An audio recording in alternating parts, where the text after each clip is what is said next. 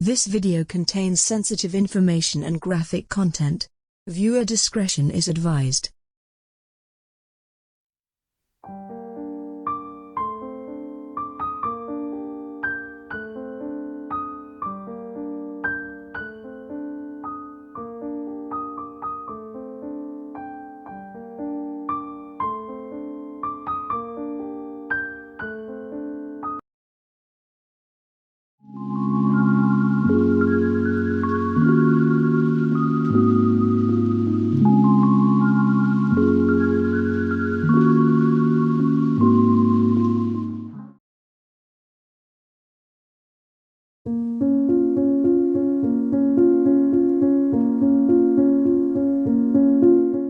The desirability theory suggests that rape fantasies portray the women having them as sexually attractive and desirable to the point of a dominant male breaking the expectations associated with the decency and civilization.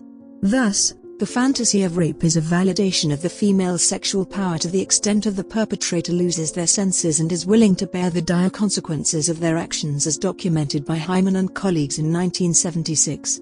Bond and Mosher point out that female erotic rape fantasies involve the imagination of sexually attractive men whose erotic desires are stimulated by the women's sexual attractiveness. The men use just enough force to overcome the women's resistance and arouse them sexually. Harriton's study of 1973 maintains that submission fantasies are founded on sexual power, where the woman perceives herself as extremely desirable to the extent that the man cannot contain himself. Cannon notes that fantasy enhances the owner's self-esteem and creates the excitement of being someone else's desire. Graham and colleagues' study of 2004 documented women's behavioral, emotional, psychological, and physical cues in arousal. The study uncovered a complex relationship between desire and arousal, especially considering that most of the participants were unable to differentiate between interest and arousal. Fantasy themes, other than rape fantasies, associated with desirability revolve around delighting many male sexual partners and pretending to be irresistibly sexy, as documented by Strasberg and Lockard.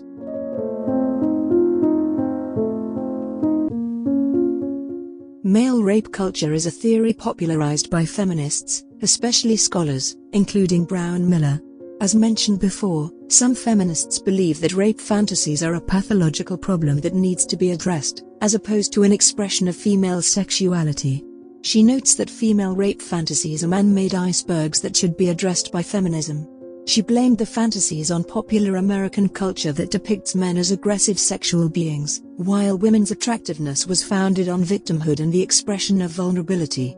The presented setup of the American popular culture, Brown Miller argues, inhibits women from creating independent sexual fantasies, since women being subject to male conditioning is often popularized.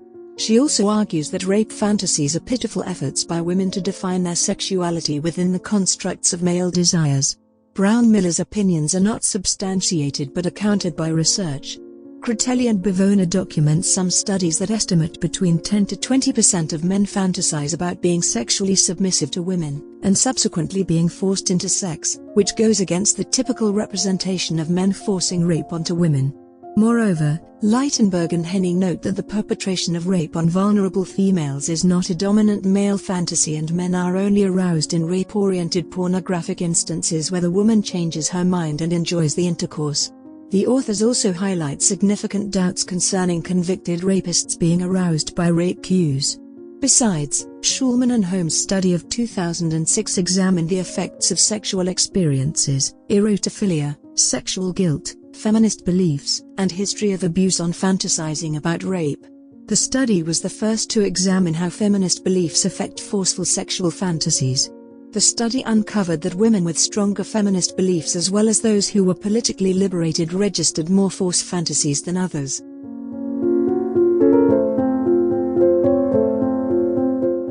The biological predisposition to submission theory also counters the male rape culture theory presented by Brown Miller. The predisposition theory asserts that the perception of rape fantasies in terms of attractiveness is founded on the biological construction of some women. Eibel-Eibsfeld asserts that the combination of female surrender and male dominance is common among animals, especially mammals, birds, and reptiles, and is credited to inherent brain patterns that are products of evolution. Eibelfeld's assertion is supported by Fisher's explanation that females naturally desire to submit to dominant males, which is at the core of mating across a number of species. Helen Fisher clarifies that this nature desire should not be confused with women's natural predisposition to wanting to be raped, and no such evidence exists. Evolutionary speaking, desiring rape with non-selected males would minimize females' reproductive success, considering the limited reproductive output based on the restrictions on the number of children one can have.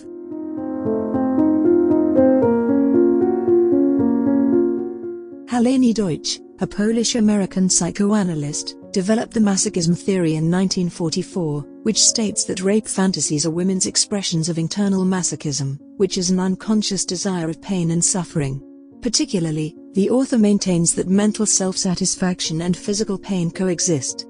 The theory is based on the perceived physical weakness among females, which translates to the need for protection and inhibition of natural aggression among women. Parents offer love and care to daughters to renounce aggression and independence. Deutsch explains that the renounced aggression manifests by the search for love by a masochistic character.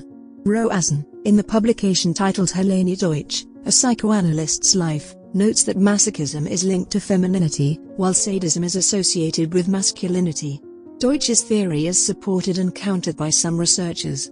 For instance, the theory is supported by Baumeister and Butler's study of 1997 estimated that up to 10% of the entire population was involved in sexual masochism that was described as non-pathological, pleasurable, and consensual. The authors assert that masochism is not a pathological problem, neither is it associated with self-destructive impulses, punishment for sexual guilt, nor the wish for actual physical injury. Besides, the 1994 study by Su and colleagues uncovered that 7.6% of the female college students involved in the study reported being forced to submit to sexual acts. There were similar rates of forcing a partner to submit, and similar rates of being sexually degraded. The study also revealed that the gap characterizing the fantasy differences between men and women has narrowed over time. Furthermore, women had more sadistic or aggressive fantasies compared to men, and the correlation between fantasy and experience was greater in women than in men. Fisher's examination of 40 married women in 1973 had 20% of the respondents noting that their most popular fantasy during intercourse was being humiliated or raped. Cannon clarifies that women who report arousal in submission fantasies do not wish to be raped in reality. Also, Goslin and colleagues argue that women who intentionally engage in masochistic sex present greater likelihood of fantasizing about the use of force in sexual encounters. The authors also maintain that sadomasochistic females registered higher extroversion, psychotism, fantasy, and sexual activity scores, while they scored lower on neuroticism. The study by Lebrecht and colleagues revealed that 78% of the masochism and submission origins were intrinsic in nature that emerged at a very young age. The study also notes that the reasons for engaging in masochism and submission in the order on prevalence include playing with interpersonal power, receiving physical pain, and altering an individual's state of mind.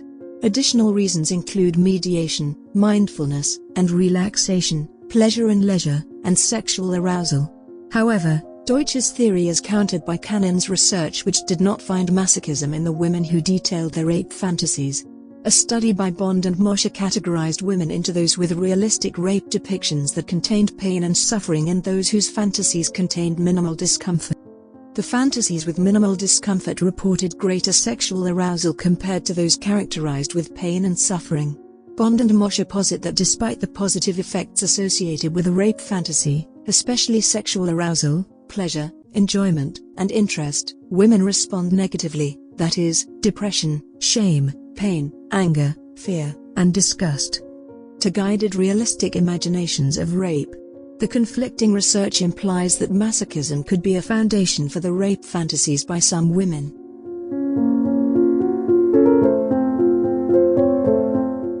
The sympathetic physiological activation theory revolves around the fight or flight responses to stimuli. The theory suggests that the components of sympathetic arousal, including anger, fear, and anxiety, optimize responses to sexual stimuli. Pallas and Gortsalkin uncovered that females pre-exposed to anxiety presented the greatest physiological signs of arousal, since anxiety instigates sympathetic activation, characterized by heightened muscle tension, respiration, heart rate, and blood pressure. Foster and colleagues argue that aversive and non-aversive-based sympathetic activations create a direct relationship between attraction and attractiveness. Aversive activations include anger, fear, tension, and anxiety, while non-aversive activations include exercise. The authors assert that the association between arousal and attraction is mediated by the arousal source being unambiguous. The assertion is contradicted by the observation that arousal strongly influences attraction with greater sources of ambiguity. The attraction-based relationship noted by Foster and colleagues is supported by Cannon, who describes rape fantasies as women envisioning their non-consent being overcome by attractive males. The fantasies, which contain minimal to no pain, coincide with aversive sympathetic activations. Cannon's support of the sympathetic activation theory is solely founded on high attraction and low violence to achieve arousal. Otherwise, the fantasy becomes distasteful. Motofe and Rowland maintain that parasympathetic and sympathetic system interactions are fundamental to sexual responses in women because they affect the estrogen, androgen, and gonadal hormones. Gonadal hormones transform genital stimulation to post-pubertal erogenization of stimulation and eventual arousal.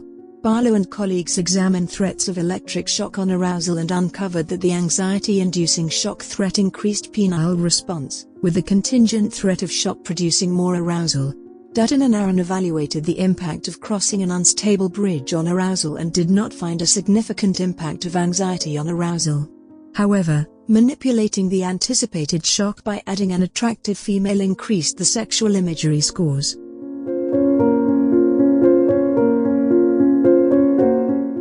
Critelli and Bavona observed that research on rape fantasies was popular in the 70s and 80s but has significantly reduced over the past 40 years, not because of a consensus in research, but because of the social reservations associated with the topic. Dr. Lister argues that there is nothing to be ashamed of when it comes to fantasizing about rape, but popular feminists and psychoanalytic professionals think otherwise.